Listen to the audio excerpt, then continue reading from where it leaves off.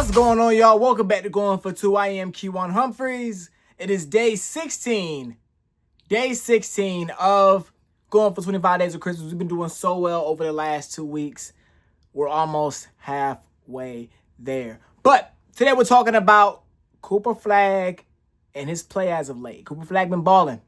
Dare I say, Cooper Flagg has been unleashed. This is a guy that we expected to be really good off rip because we saw how good he was last season. We saw how good he was in high school, and we saw how good he was when he worked out with the USA team back in 2024. Over the first couple of months, he was struggling, but as of late, he's figured it out, y'all. He's figured it out for sure. But before I dive into that, man, make sure you hit the subscribe button, man. We're on the road to more subscribers. We had a goal of 300 subs by the end of the new year. We achieved that goal. Now we're off to bigger and better things, but that cannot be done without the help from you guys. Hit the subscribe button, like, comment, share with your folks. Let's get right into it. Okay, dare I say, y'all. Dare I say that Jason Kidd threw Cooper Flagg at point guard to sabotage Nico Harrison. Of course I'm kidding, but the beginning of the season, Cooper Flagg was kind of struggling, and it had people saying a bunch of crazy stuff. But, you know, me along with a lot of other people were saying, okay, relax. We know how good this kid is. He's playing point guard at the age of 18, playing against pros, a position he's never played, and he's struggling. Not to mention when Anthony Davis went down and you already have no Kyrie Irving, it's really tough to be a point guard when the team doesn't have that many weapons. You know what I'm saying? I know I said it was a team. I know I said before the season started it was a deep team, but it's deep when you got your best players out there. And we know Kyrie's out. And with no AD, who you really relying on to really score the ball if it's not Cooper Flagg?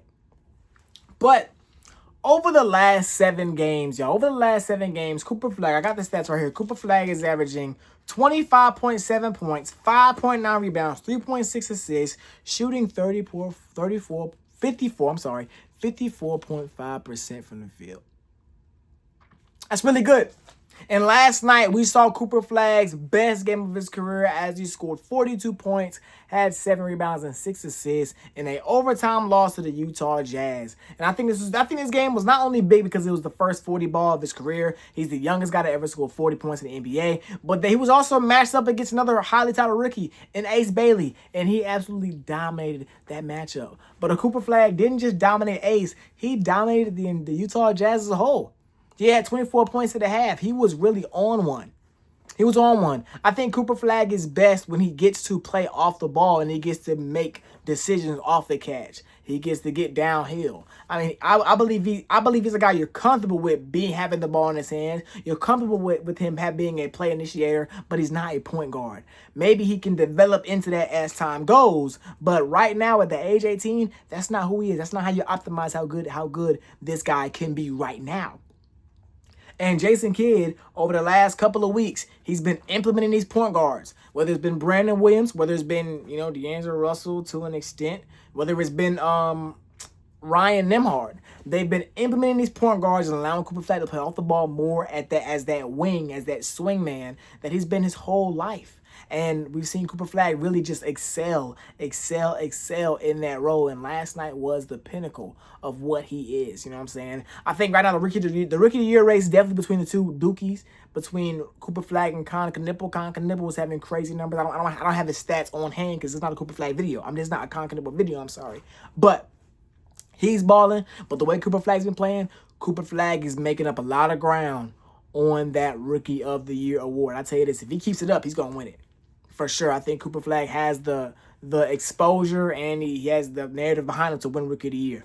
But, man, think about Flagg. I dropped a video about the Dallas Mavericks coming into the season about my high hopes for them.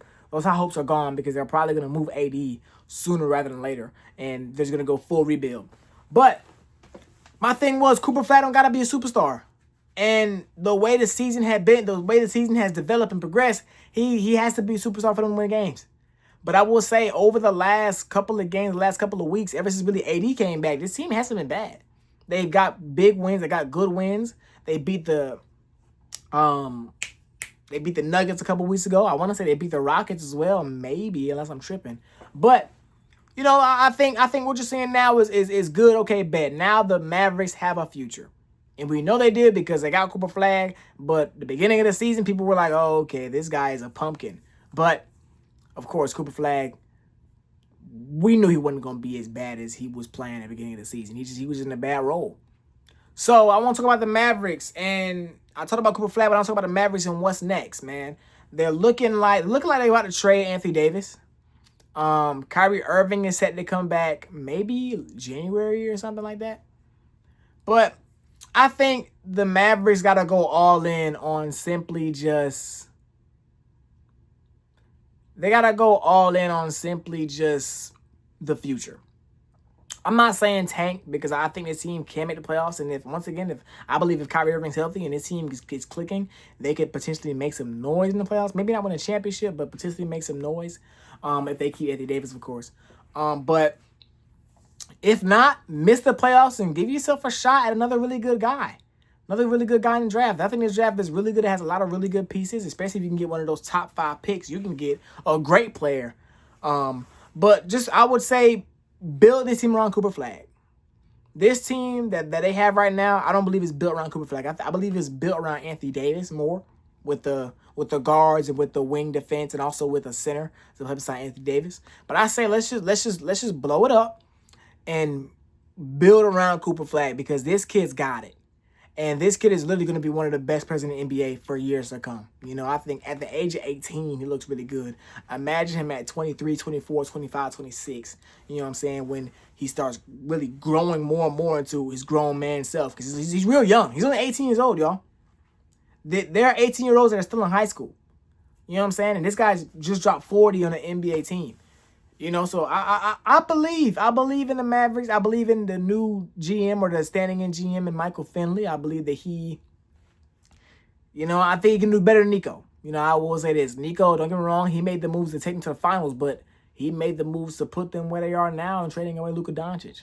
And I believe that with Finley, seeing the downfall of that, he's not going to make the mistake and let Cooper Flagg go.